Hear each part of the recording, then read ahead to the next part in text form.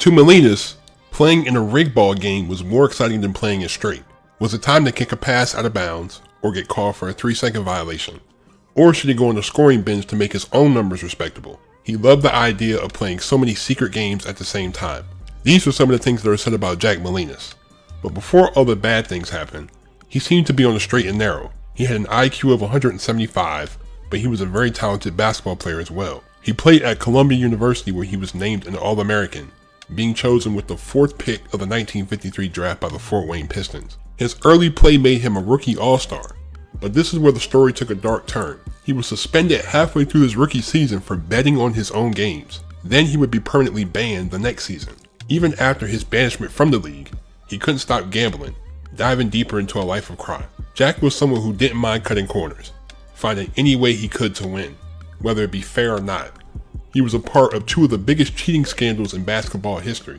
But the worst part was that he dragged others down with him as well, ruining the careers of several young promising players. Today's video will look at one of the biggest villains in sports history. Welcome to PZ Hoops, and let's get down to it.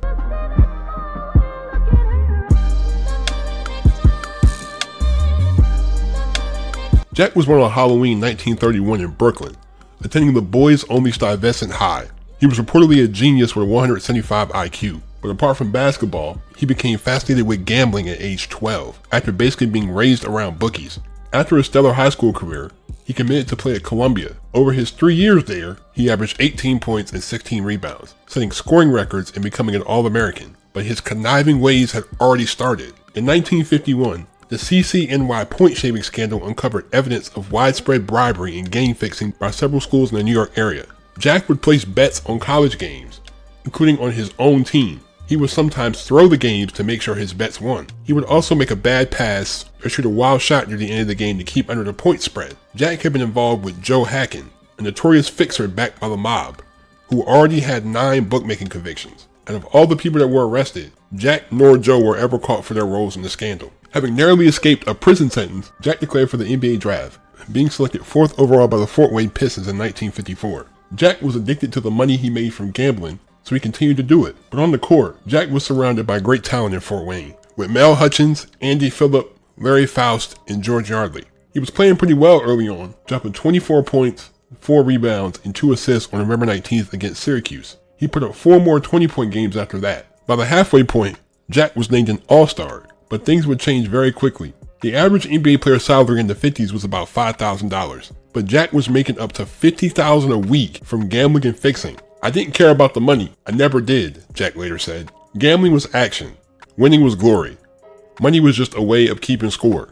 But by this point, NBA President Maury Podoloff hired detectives to look into Jack's off-court activities, as his long-distance calls were traced to a middleman for a bookie. Jack even signed a statement admitting his guilt, telling the Associated Press on the day of his suspension that he only bet on the Pistons to win, even offering to play for free. But Jack was suspended for the rest of the season, and after 32 games, he averaged 12 points, 7 rebounds, and 1.5 assists. Jack was banned for life in the offseason. Jack would sue the NBA for $3 million, claiming wrongful termination, but the court ruled against him. With no other options, he played in the Eastern Professional Basketball League, a place where a lot of the sport's cast-offs clung to their last hope. For the next 8 years, he was one of its best players, making 7 All-League teams and winning the MVP in 1956. Once his playing career was winding down, Jack applied to Brooklyn Law School.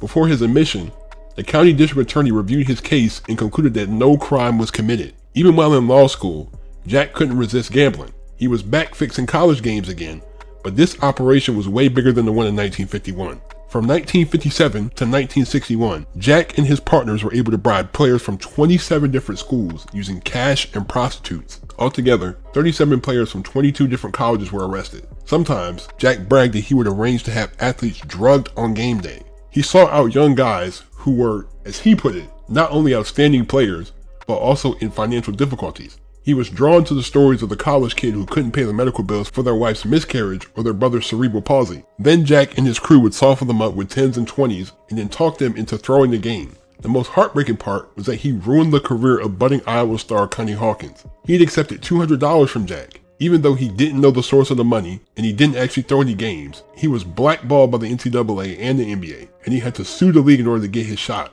Kanye later said, "I just thought Jack was a nice guy. He'd buy us food, drive us home from the beach, lend us his car. One time, he told me he knew how difficult it was for poor kids in their first year at school, and if I needed help or money, just let him know. He said he liked me. Other players whose reputations were unfairly tarnished included Roger Brown, Tony Jackson, and Doug Moe. In 1963, Jack was convicted for his role in the scheme, being sentenced to a maximum of 15 years in prison, as he was found to have contacts with New York mobsters Thomas Ebola and Vincent Gigante. According to Jack's lawyer, he could have won his case if he took the stand, but being affiliated with mobsters brought the ultimate penalty for tattletales. After being paroled in 1968, the ever-confident Jack felt that his life story would be a great movie, so he went to LA, meeting with potential producers, but nothing ever came about. He then worked on his own autobiography, but he continued to operate outside the law. Jack would be arrested again in 1973, charged with the interstate shipment of pornography. After getting out on $10,000 bond, he and Bernard Gusoff worked in the illegal fur importing business. They both had life insurance policies on each other, and when Bernard was beaten to death in 1974, Jack cashed in on his friend's $500,000 policy. And since the murder was never solved, it's speculated that Jack might have had something to do with his death. On August 3rd, 1975, his fast life would catch up with him. He was standing in the backyard at 2 a.m. while Eugene Connor was waiting in the neighboring property with a .22 caliber pistol resting on the fence. He fired 5 shots, hitting Jack in the back of the head, also wounding his girlfriend and their dog. Jack was 43 years old when he was killed, as the police couldn't rule out a mob hit. That marked the end of a player who could have easily taken the right path. With his ability on the court, Jack could have been an all-time great in the NBA, but his addiction to fast money ultimately sealed his fate. While the point shaving and game fixing was bad in itself, the worst part about all this are the promising careers that he ruined. He took advantage of poor and naive college kids for his own personal benefit, almost destroying the integrity of basketball as a whole. Thank you guys, I really appreciate y'all for the support. I wanted to look more into this story. Pretty much done all the players already. Like I already did a video on Tony Jackson, did a video on Connie Hawkins, I did a video on Roger Brown. I'll probably have to do a video on Doug Moe eventually. But these are just some of the players that he ruined, because you know these kids are poor, and you're like, oh, I'll give you $20 if you just throw a game real quick. The cheating is bad. Of course, nobody likes a cheater. But when you bring other people down with you when you cheat, that makes it worse. Like that stuff that happened to Connie and Roger, it leaves a bad taste in your mouth because they were on the cusp of achieving their dream and it gets snatched away from you, you know, just because you're associating with a guy. Like $50,000 a week in 1954 is crazy, for being honest. Like that's, hold on. I got to do some conversions. So in 1950, $50,000 equates to $666,000. So he's making over $500,000 a week in today's money. He was cleaning up, but all money ain't good money, man. All money is not good money. You know, there's the story of Jack Molinas, probably basketball's biggest cheater. Thank you for watching. I appreciate y'all for the support. Leave a like if you enjoyed. Hit that subscribe button if you're new to the channel. Turn my post notifications on if you haven't already. Please be safe, stay on the grind. I'm out. Peace.